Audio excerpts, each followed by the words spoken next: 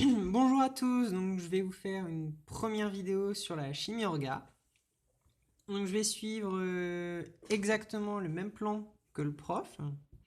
La seule chose c'est que à chaque fois, je vais essayer de faire le lien entre tous les effets électroniques et la réactivité chimique. Donc tout d'abord la base, c'est former des molécules chimiques, donc la liaison chimique dans un atome, quel type ou pas forcément, les liaisons chimiques dans les molécules organiques, quel type de liaison rencontrent-elles et comment est-ce que ces liaisons vont réagir. Le premier type de liaison, c'est la liaison ionique. C'est la liaison qui va s'établir entre un métal et un non-métal. Donc, quand vous aurez une liaison entre un métal et un non-métal, vous saurez toujours que c'est une liaison ionique. Donc, j'ai mis l'exemple de différents composés, donc NaCl, donc ça que vous rencontrerez souvent, ou l'éthanoate de sodium, donc que vous voyez là. À chaque fois que vous avez un métal alcalin, vous avez une liaison ionique. Donc, j'y pense donc pour tout ce qui va être comme NaBH4. Le composé existe sous cette forme, donc Na+, BH4-. Et ce genre de composé respecte donc la règle de l'octet. Mais bon, on verra ça après. Donc, comment est-ce que les liaisons ioniques réagissent? Donc, deux types de réactions. Donc, ces liaisons vont être impliquées dans des réactions acido-basiques, c'est-à-dire que la charge négative sera souvent capable de capter un proton, ou encore, cette charge négative, elle sera capable de réagir comme un centre donneur d'électrons. Et c'est le petit exemple que j'ai mis là. Donc, deuxième type de liaison qu'on peut trouver, ce sont les liaisons datives ou liaisons de coordination. Donc, celles-là, elles sont très importantes. Ce sont donc des composés qui vont présenter ou un doublet non liant ou une double liaison. Et dans ce cas-là, une molécule va céder un doublet non liant ou céder une double liaison et faire apparaître une charge positive. Donc, je vais développer ces deux exemples. Ici, on a donc une molécule d'ammoniac qui est présente en milieu acide. Donc, qu'est-ce qui va se passer? Ceci donc présente un déficit en électrons, une charge positive. Et ici, on a un doublet non liant, donc qui va avoir la capacité donc de se comporter comme un centre donneur d'électrons. Donc ces deux électrons-là vont partir comme ça donc, et attaquer l'hydrogène qui est ici. Donc ça se modélise par une flèche. Cette flèche-là, elle signifie que les électrons ont été apportés par cet atome-là sur cet atome-là pour former une liaison. Et on forme le cation ammonium. Donc on remarquera que dans ce genre de composé, l'atome qui cède le doublet non liant ou la double liaison se verra attribuer une charge positive. Donc deuxième exemple, c'est cette molécule. Dans ce cas-là, le doublet non liant attaque le proton. Et on voit que cet atome-là gagne un hydrogène et que c'est finalement cet atome-là qui a perdu les deux électrons et qui se voit attribuer la charge positive. Donc encore une fois, ce sont donc des réactifs qui vont réagir en tant que acide ou base plus ou moins faible. Et quelquefois, ils vont agir en tant que nucléophiles, en présence d'intermédiaires qui vont être extrêmement réactifs.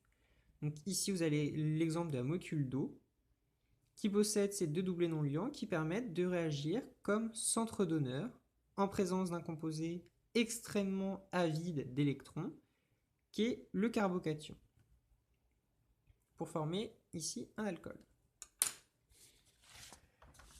Donc voyons maintenant, donc, pour déterminer ce que sont les électrons sigma et les électrons pi, la théorie de l'hybridation. Donc il faut voir que pour les molécules, le système d'orbital atomique n'est pas assez précis. Donc ici, je prends l'exemple du carbone. Voici sa configuration électronique. 1s2, 2s2, 2p2. Donc ici, on peut voir que on devrait avoir un doublé non liant qui serait contenu dans une orbitale 2s. Et finalement, la couche de valence du carbone, ça devrait être ça. Un doublé non liant contenu dans une couche 2s et deux doublés liants, deux électrons liants qui seraient contenus dans les orbitales p. Or, ce qu'on voit, c'est que le carbone, il est bien capable de former 4 liaisons. Donc finalement, ce modèle-là d'orbital atomique, il n'est pas assez précis. Ce qu'on va passer, c'est au modèle des orbitales moléculaires, sigma et p. Les orbitales moléculaires hybrides, pardon, ça c'est n'importe quoi, sp3, sp2, sp, donc tout ça qui permettront de former des orbitales moléculaires sigma et p. Donc ces orbitales moléculaires, il s'agit d'une combinaison d'orbitales atomiques. Donc l'orbitale sp3, elle est issue de la combinaison d'une orbitale s et de 3 orbitales p, donc de leur fusion pour former 4 orbitales sp3. L'orbitale sp2, elle est issue de la fusion d'une orbitale s et de 2 orbitales p pour former 3 orbitales sp2 et l'orbitale sp, donc, est issue de la fusion entre une orbitale s et une orbitale p. Donc, lorsque deux orbitales sp3 vont fusionner comme ça, donc par ce genre d'attaque, une attaque frontale, donc cette orbitale se rapproche de celle-là et va fusionner, on va former une orbitale sigma qui correspond aux liaisons sigma des molécules. Ici, si on voit ces deux orbitales qui se rapprochent non plus de manière frontale, comme là, on voit qu'il va y avoir une sorte de collision entre ces deux orbitales.